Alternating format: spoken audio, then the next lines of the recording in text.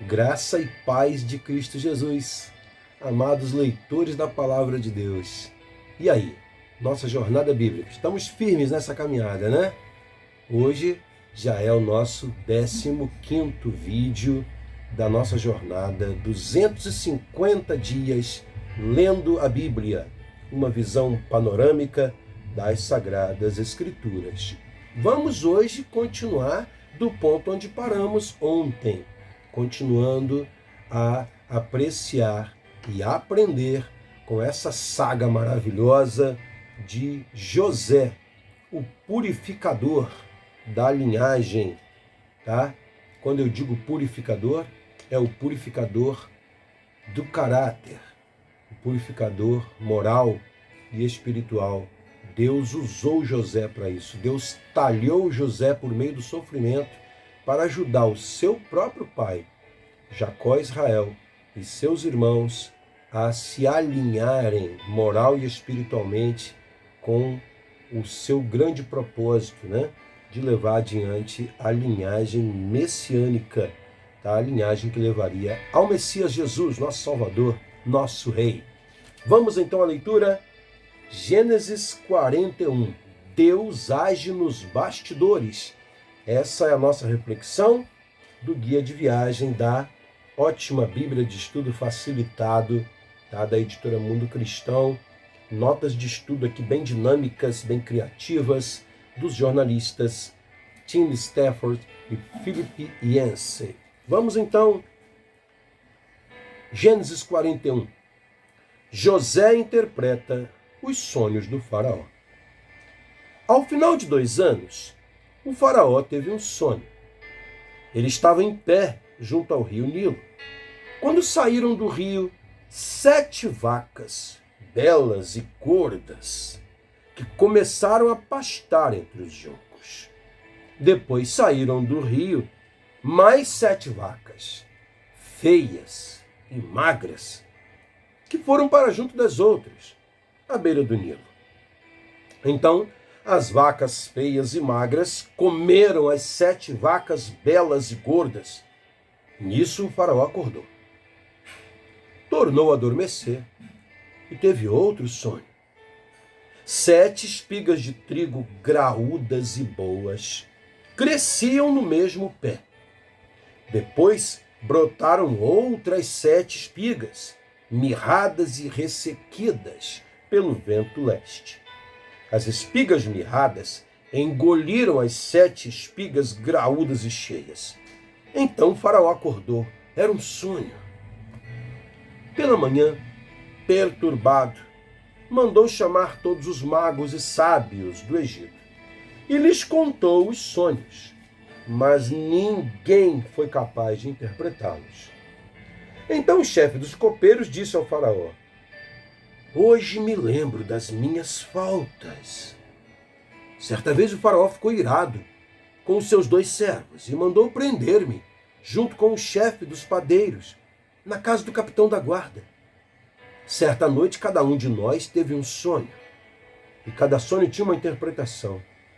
Pois bem, havia lá conosco um jovem hebreu, servo do capitão da guarda. Contamos a ele os nossos sonhos e ele os interpretou, dando a cada um de nós a interpretação do seu próprio sonho. E tudo aconteceu conforme ele nos dissera. Eu fui restaurado à minha posição e o outro foi decapitado.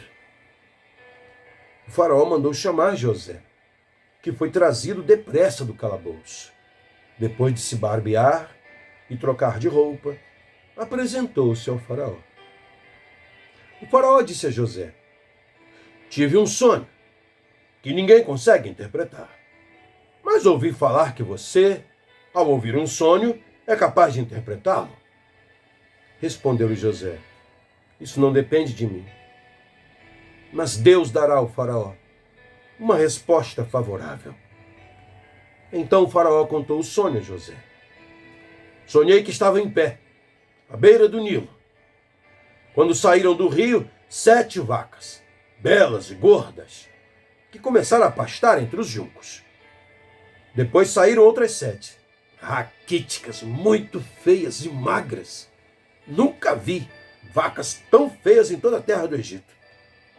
As vacas magras e feias comeram as 7 vacas gordas que tinham aparecido primeiro.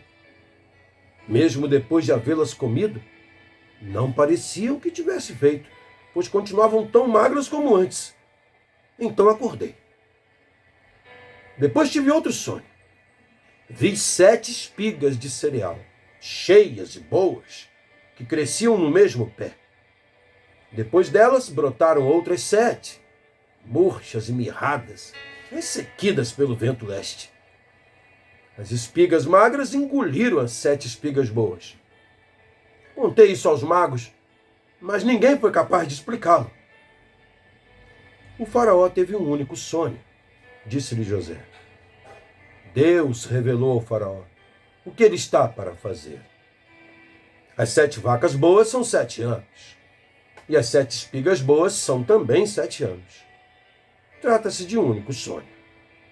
As 7 vacas magras e feias que surgiram depois das outras, e as 7 espigas mirradas, queimadas pelo vento leste, são 7 anos. Serão 7 anos de fome. É exatamente como eu disse ao faraó. Deus mostrou ao faraó aquilo que ele vai fazer. 7 anos de muita fartura estão para vir sobre toda a terra do Egito. Mas depois virão 7 anos de fome. Então, todo o tempo de fartura será esquecido, pois a fome arruinará a terra. A fome que virá depois será tão rigorosa que o tempo de fartura não será nem mais lembrado na terra.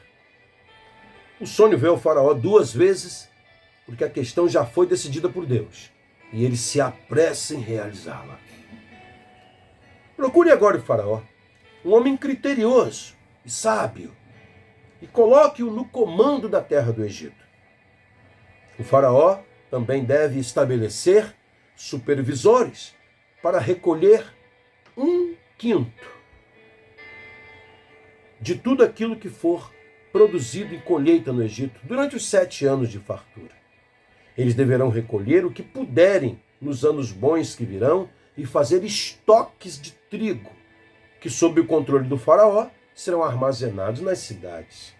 Esse estoque servirá de reserva para os 7 anos de fome que virão sobre o Egito, para que a terra não seja arrasada pela fome. O plano pareceu bom ao faraó e a todos os seus conselheiros. Por isso o faraó lhes perguntou: será que vamos achar alguém como este homem, em quem está o Espírito Divino? Disse, pois, o faraó a José: uma vez que Deus lhe revelou todas essas coisas, não há ninguém tão criterioso e sábio como você. Você terá o comando de meu palácio, e todo o meu povo se sujeitará às suas ordens. Somente em relação ao trono eu serei maior que você. E o faraó prosseguiu: entrego a você agora o comando de toda a terra do Egito. Em seguida, o faraó tirou do dedo o seu anel sinete e o colocou no dedo de José. Mandou vestir linho fino e colocou uma corrente de ouro em seu pescoço. Também o fez subir em sua 2ª carruagem real, e à frente os arautos iam gritando: abram caminho! Assim José foi colocado no comando de toda a terra do Egito. Disse ainda o faraó a José: eu sou o faraó, mas sem a sua palavra ninguém poderá levantar a mão nem o pé em todo o Egito. O faraó deu a José o nome de Zafenat-Paneia e lhe deu por mulher Asenate, filha de Potífera, sacerdote de On, que é Heliópolis. Depois José foi inspecionar toda a terra do Egito. Stafford e Yancey lembram aqui, sobre este versículo 45, que o faraó pretendia apagar o passado de José e lhe deu um outro nome, um nome egípcio, uma esposa egípcia, que era filha de um dignatário da religião egípcia. Mas, como a gente vai ver mais adiante, José dá aos seus filhos nascidos nomes hebreus, lembrando que ele não se esquecera da sua cultura, nem da fé no seu Deus, nem da sua família original. Algo interessante, né, irmãos? Às vezes o inimigo quer apagar nosso passado para mudar nossa identidade. A gente tem que permanecer firme, né? José tinha 30 anos de idade quando começou a servir ao faraó, rei do Egito. Ele se ausentou da presença do faraó e foi percorrer toda a terra do Egito. Durante os 7 anos de fartura, a terra teve grande produção. José recolheu todo o excedente dos 7 anos de fartura no Egito e o armazenou nas cidades. Em cada cidade ele armazenava o trigo colhido nas lavouras das redondezas. Assim, José estocou muito trigo, como a areia do mar. Tal era a quantidade que ele parou de anotar, pois ia além de toda medida. Antes dos anos de fome, Asenate, filha de Potífera, sacerdote de On, deu a José 2 filhos. Ao primeiro, José deu o nome de Manassés, que significa ele esquece, dizendo: Deus me fez esquecer todo o meu sofrimento e toda a casa do meu pai. Ao segundo filho chamou Efraim, que quer dizer frutífero, dizendo: Deus me fez prosperar na terra onde tenho sofrido. Assim chegaram ao fim os 7 anos de fartura no Egito e começaram os 7 anos de fome, como José tinha predito. Houve fome em todas as terras, mas em todo o Egito havia alimento. Quando todo o Egito começou a sofrer com a fome, o povo clamou ao faraó por comida, e este respondeu a todos os egípcios: Dirijam-se a José e façam o que ele disser. Quando a fome já se havia espalhado por toda a terra, José mandou abrir os locais de armazenamento e começou a vender trigo aos egípcios, pois a fome se agravava em todo o Egito, e de toda a terra vinha gente ao Egito para comprar trigo de José, porquanto a fome se agravava em toda a parte. Sobre esse versículo 56, Yancey e Stafford observam algo interessante, que aquela crise de fome ali foi algo meio que incomum. O Egito e Canaã, como vai se ver no capítulos 42 a 44, sofrerem fome ao mesmo tempo era algo meio que improvável, já que o Egito tinha uma grande fonte, né, de água, que era o rio Nilo, e o Canaã, o rio Jordão, mais as chuvas locais que eram bem abundantes, regulares. Acontecer aquilo ao mesmo tempo nas duas terras parece realmente ter sido algo vindo de Deus, tá? Algo mesmo supervisionado, né, por Deus, algo governado providencialmente, né, por Deus. Deus tem os seus planos, meus irmãos. Deus age nos bastidores e como ele forma o bem a partir do mal. Esse é o nosso tema da reflexão de hoje. Yancey e Stafford destacam o versículo 15. Tive um sonho que ninguém consegue interpretar, mas ouvi falar que você, ao ouvir um sonho, é capaz de interpretá-lo. Gênesis oferece um fascinante olhar para a variedade de maneiras com que Deus orienta seu povo.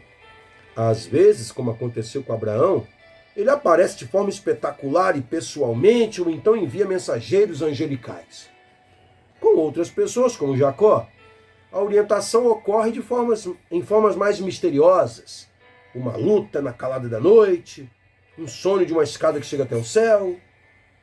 Para José, a orientação de Deus devia parecer bastante indireta e até incompreensível. Deus não se comunica com José através de anjos, mas por meio de sonhos.